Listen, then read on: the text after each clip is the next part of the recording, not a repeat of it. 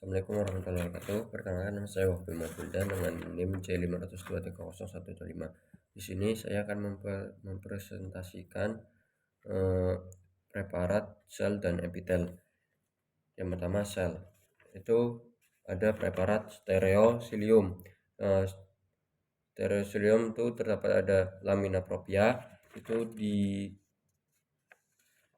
dinding sel yang awal itu namanya lamina propria, dan serabut-serabutnya yang di dalam itu ada stereosilia.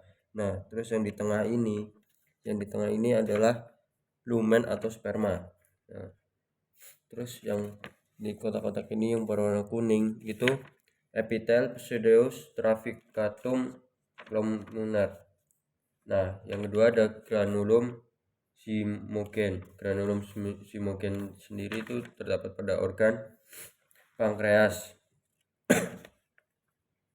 Nah, strukturnya ada pars exokrin, acinus, dan ductus. Nah, selanjutnya ada muksinogen. Muksinogen strukturnya ada muksinogen sendiri, itu yang bulat-bulat di dalam sel, dan yang kedua ini namanya fili industrial. Nah, muksinogen tersendiri itu terdapat pada usus halus. Organ yang dipakai itu usus halus. Nah, terus selanjutnya ada tetes lemak.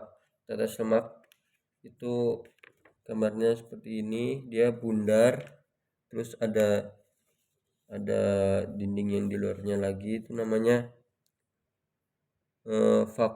vakuol. Nah, terus yang bundar-bundar di dalam ini yang hitam-hitam ini namanya tetes lemak. Nah, terus ada juga lobulus. Selanjutnya ada makropagositus. Nah, makropagositus itu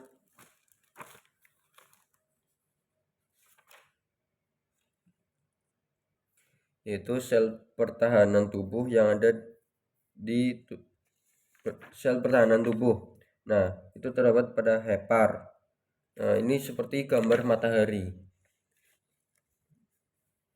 mengelilingi ini. Terus ada yang namanya sinusoid. Sinusoid sendiri adalah perebaran kapiler sel dan ada juga makrofag atau sel cover. Sel cover adalah pertahanan hepar. Nah, terus yang ini titik di dalam sel ini yang pertama itu ada namanya hepatosit yang berwarna ungu, dan juga terdapat juga sitoplasma. Nah, yang di dalam ini itu namanya celah Dise. Nah, yang mengelilingi celah Dise itu ada vena centralis. Nah, sekarang kita lanjut ke epitel. Epitel yang pertama ada membrana basalis. Membrana basalis strukturnya ada glomerulus, membrana basalis tersendiri, epithelium simplex squamosum, terus lamina propria. Membrana basalis itu sebagai basal apitel, perlekatan pada sifatnya itu permeable sehingga zat makanan bisa ditransfer.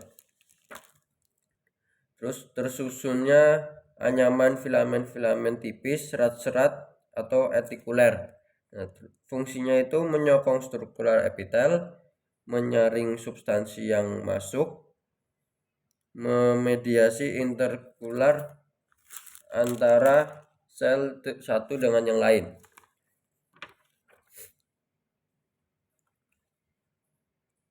Membrana basalis itu tersedia organ yang dipakai itu ginjal.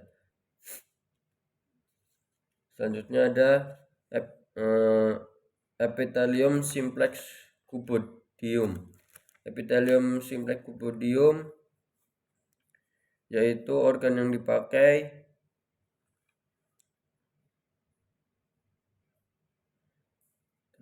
di sini strukturnya ada massa koloid, sel folikuler, sel para, folikel tiroid, sel folikel tiroid, terus epithelium simplex cubodium.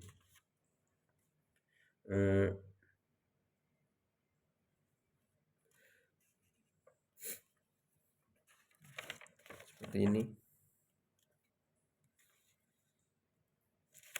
Selanjutnya ada epithelium pseudostratificatum columnare.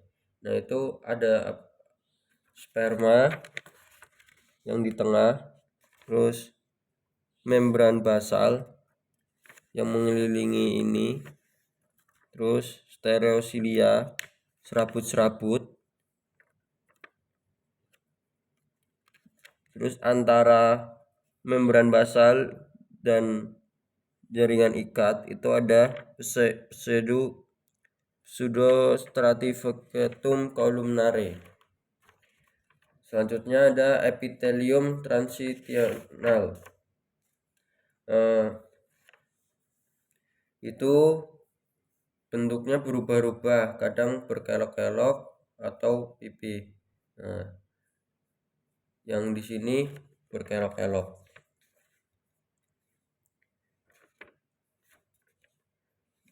Strukturnya ada sel permukaan di atas ini yang mengelilingi,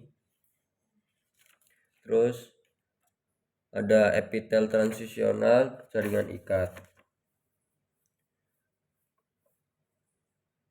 Nah, yang selanjutnya ada epithelium stratificatum squamosum non cornificatum.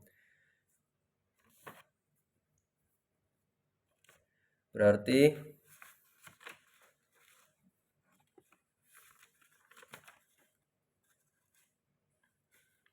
epitel berlapis pipih tidak bertanduk.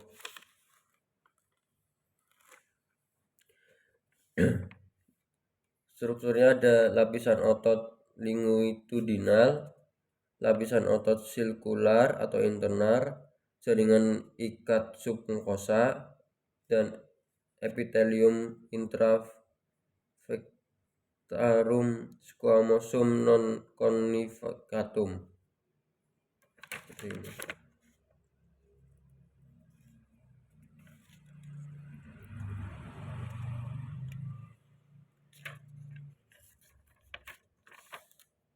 Itu saja, mungkin sekian. Wassalamualaikum warahmatullahi wabarakatuh.